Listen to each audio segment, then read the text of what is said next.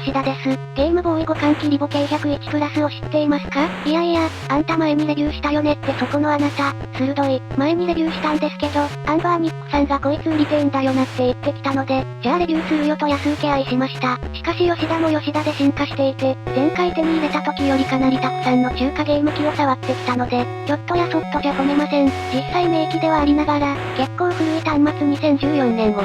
なのでと思うポイントもいくつかあります。というわけで、グレードアップした吉田が厳しくレビューしていくので、気になっている方はぜひチェックしてみてください。ではこんな感じで見ていきたいと思います。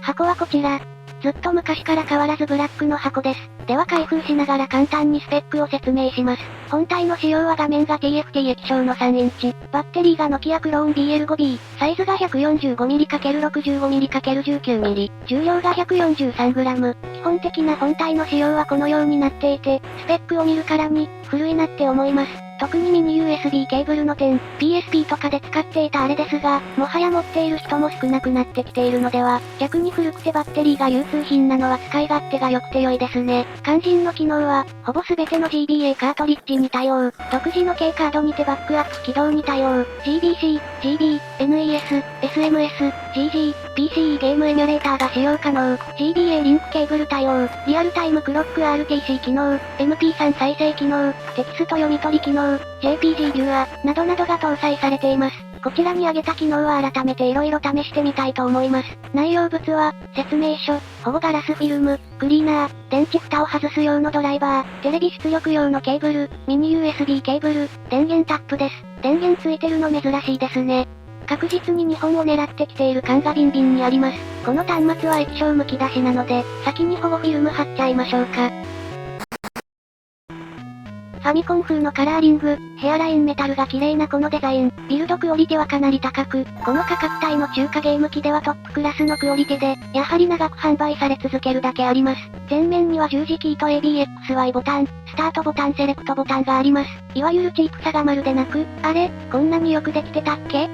て思うほどの質感の良さです。サラサラとした上質なプラスチックで作られていて、シェル重視な方は十分に満足できるクオリティかと、心なしか以前手にしたモデルよりもクオリティがアップしているような気がします。というのも、以前のモデルは個体差なのかわかりませんが、前面のヘアラインメタルのエッジが結構バサバサとしていて、接着面が少し見えてきているような感じがありました。しかし今回はそのような粗さはなく、相当安定している印象。これだけ近寄ってとっても全く違和感はありません。すごい、背面にはメーカーロゴと GBA ハードウェアクローンとの印字、シリアルナンバーなどの記載もあります。シリアルナンバーが記載されている中華ゲーム機ってほぼないですよね。しっかりと作っていることがわかります。右側のネジがある部分はバッテリーです。左側面には電源ボタン、右側面にはダイヤル式のボリュームがあります。何度も言ってますが、ダイヤル式のボリュームは最高。上側面には LR ボタンがあり、左から通信ケーブル用端子、TV 出力用端子と明るさ調整ボタン、充電用のミニ USB 端子があります。下側面にはカートリッジの端子とイヤホン端子、リセットボタンがあります。グリップ感に関してはよくできています。適度に丸みがあるのでしっかりとしたフィット感。ただフラットなデザインになっているので、ゲームボーイアドバンス実機の方がより握りやすい印象はあります。ボタン類は相当よくできていて、少し硬めのしっかりとした押し心地、遊び少なめで安定感があるものすごく良いボタンです。これまでいろんな中華ゲーム機を触ってきましたが、やはり個人的には最高レベル。十字キーもすごく入力しやすく、よくできたクオリティです。安っぽさが全くなし、アンバーニック社の中華ゲーム機をよく触っている方は違和感なく使うことができるかと思います。LR ボタンはこのようにカチカチとしたもので、電源ボタン明るさボタンは出っ張っていて硬めの押し心地です。さて、こいつで一番良くないと思っているのが画面です。バックライトが搭載されているのである程度明るくて見やすいのですが、TFT 液晶なので視野角が狭く、このように下から見るとかなり画面が暗くなったり、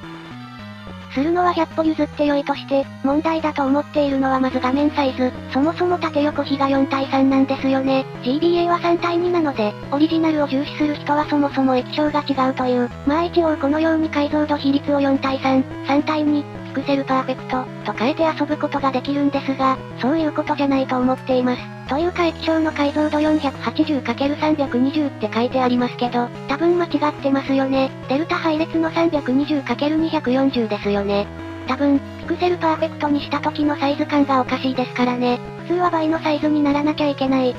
あとデルタ配列液晶なので、画面によって見てみるとこんな感じでピクセルが歪んで見えて、なんとなく画面がぼやけて見えます。これが一番気になりますね。個人的には、せっかく綺麗なピクセルなんだから綺麗な画面で遊びたいというのが本心です。ちなみに IPS 化した GBA 本体と比較してみるとこんな感じ。左がファニプレイング社の IPS 液晶。ファニプレの IPS は本当に綺麗ですよね。ピクセルの綺麗さがやはり違います。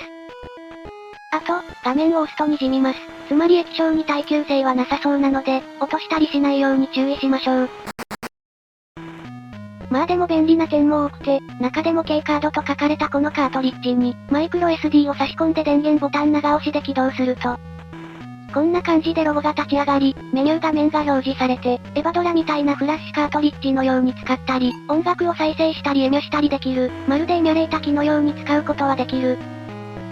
っていうのはあるんですが、それならエミュレータ機で良いし、そもそもエミュレータがあまり動作が良くないので、こいつの進化はやはり、オリジナルカートリッジをそのまま起動できるところだと思うんですよね。ちなみにエヴァドラなどフラッシュカートリッジも一応起動はできますが、動作が微妙なので付属の K カードを使った方が良いと思います。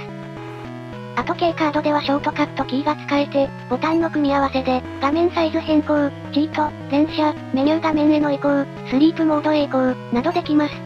ゴールドフィンガーってなんだろうなって思ったらチートのことでした。わからん。中華機の日本語訳あるある。デフォルトの画面サイズや明るさはオプションから変更の上、設定で保存できます。あとオリジナルカートリッジを使っててもスリープや画面サイズ変更は可能でした。